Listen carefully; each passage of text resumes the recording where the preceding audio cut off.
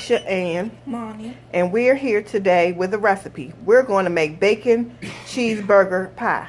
So these are the ingredients that you will need.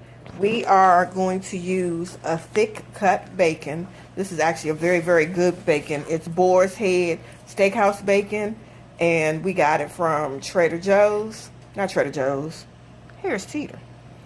And we're also going to use sliced mushrooms. That's really optional, but if you know me, you know I love mushrooms. We're also going to use mozzarella cheese. We're going to use Parmesan cheese. We're using whole wheat spaghetti. You can use the spaghetti of your choice. For our burger part, we're going to use about a pound of ground beef, but you can use any ground meat of your choice. We're also going to add an onion. We're going to add garlic. And for our pasta sauce, we're going to use the 5-cheese Bertolli pasta sauce. And we will put the exact measurements in the description box. So stay tuned and we'll get started in a moment. Okay, so we're about to get this started. So one thing I forgot to mention was a little bit of olive oil. So we put that into our cast iron skillet. And now we're going to put our bacon in there. If you have whole bacon, then go ahead and cut it up into chunks. But we already had bacon already into chunks. And so we're going to brown that, set it aside. And then in the grease that this bacon makes, we're going to saute the mushrooms, the onions, and then the garlic last. And we'll come back. We have in here is the ground beef. We actually seasoned it. I don't know why I keep forgetting to show y'all the seasoning that we use, but we use a little bit of salt. We use some Old Bay garlic and herb. We use the adobo with the pepper, Monty's favorite, and we did use some Italian seasoning and stirred it up. You know, it already had the mushrooms in here, the garlic and the onion, and while that's going, we had the spaghetti boiling. So what we're going to do is next we're going to add our tomato sauce. That means that the spaghetti is done. We're going to use some tomato sauce, a little bit of heavy cream, and an egg, and put the spaghetti all in with it. And then we're going to use this pan, the Cast iron skillet. Cast iron skillet, thank you. That's why I have Monty here with me. The cast iron skillet into the oven. So we're going to put everything together, and we'll show you right before we put it in the oven. I have mixed this pasta sauce in here with the heavy cream, and now I'm going to add the pasta. We already drained it, so I'm going to try my best to fold it in all nice without, you know, spilling it everywhere.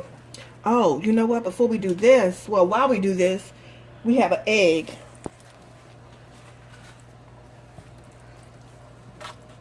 We're going to put the egg in too as well, and the egg is going to help bind it all together. I don't know why we did it in a plate versus a bowl, but that's the egg. So we're going to mix it all up. Make sure it's nice and combined.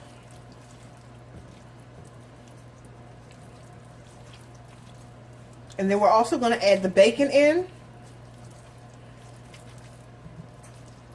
We're going to put some cheese on top. And then we're going to put it in the oven.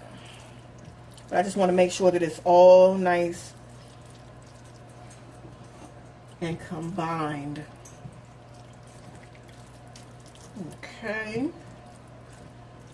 I'm going to go ahead and put the bacon because I still need to stir it up a little more once I have the bacon in. I made sure, now my bacon was a little thick in pieces, so I went back in and I kind of made the pieces a little smaller so that they would distribute a little better.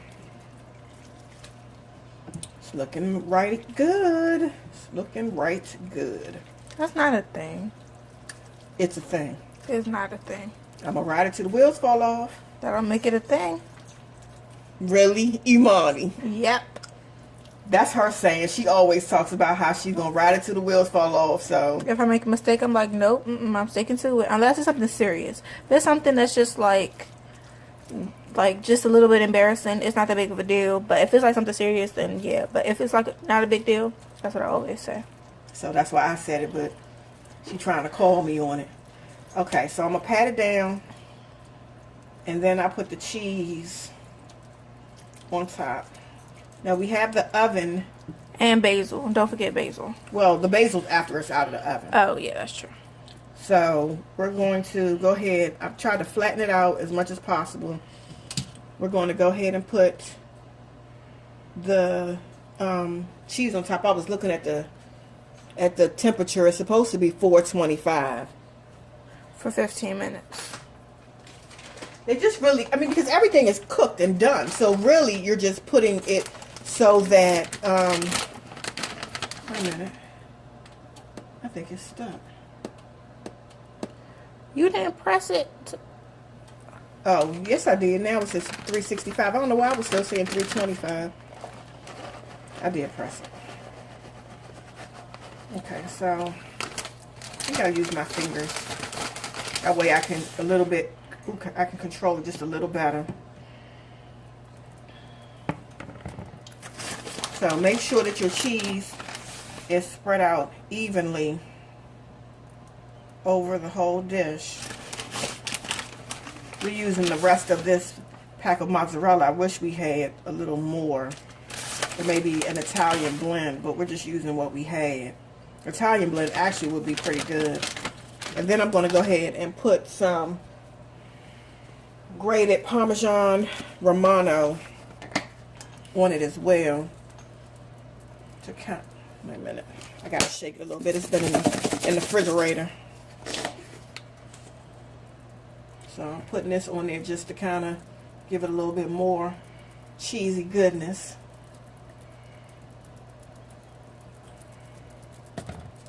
Okay, so our oven is almost ready. So we're going to put it, like I said, 425. I'm just trying to break up these little crumbles on the top. 425 for, Mahni said 15 minutes. I say maybe between 15 and 20 minutes. And we will come back with Richard, our official taste tester, for the final review. Okay, so here's the finished product. And we have our taste tester, Richard, here to let us know what he thinks. I'm kind of sleepy. It's real pretty. I guess it's like their version of, I mean, people make baked spaghetti and stuff like that, but this is her first time making baked spaghetti or something like that. So I'm not one that's big on herbs and stuff, but I'll leave this on there. The cheese cooked down real good. It has a real nice presentation, actually. I don't know if she showed the bigger thing, but you can see the layers of all the ingredients, the meat. I guess that's the bacon. And no, you can't have any. So here we go. That's the you are looking.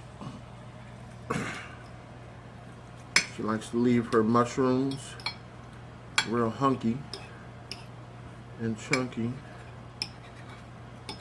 which I guess is appropriate for an Italian dish. So here we go.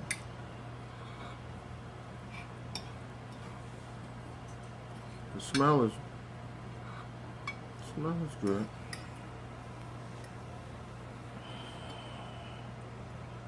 Trying to get little bits of all of it. She's been growing herbs in the kitchen windowsill, and I think this is some of the fresh basil. Oh no, this Parsley's in it, and the basil's on top. Oh, okay. But the fresh parsley is in it. That's what I thought. Basil.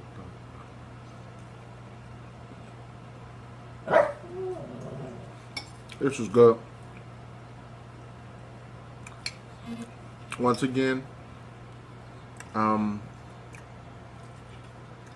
very fresh. I think the fresh herbs make a complete difference, even though I'm not big on a whole lot of herbs and stuff.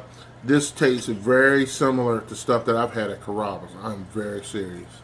In terms of a rating, presentation, and actually ease of preparation. Actually, I think this is definitely an 8 to 10. It was very easily an 8 to 10. This doesn't need any extra seasoning or anything, and this is about to be gone. I'm about to have another square of this. Thank you very much. Let me see if let me get a hunk of bacon. Let me see. You said 8 to 10. Why you give such broad ranges? Can you narrow it down? This is very solid 9. Okay. And easily. Make this. This is good. All right. We'll see you in the next video. Have a great day.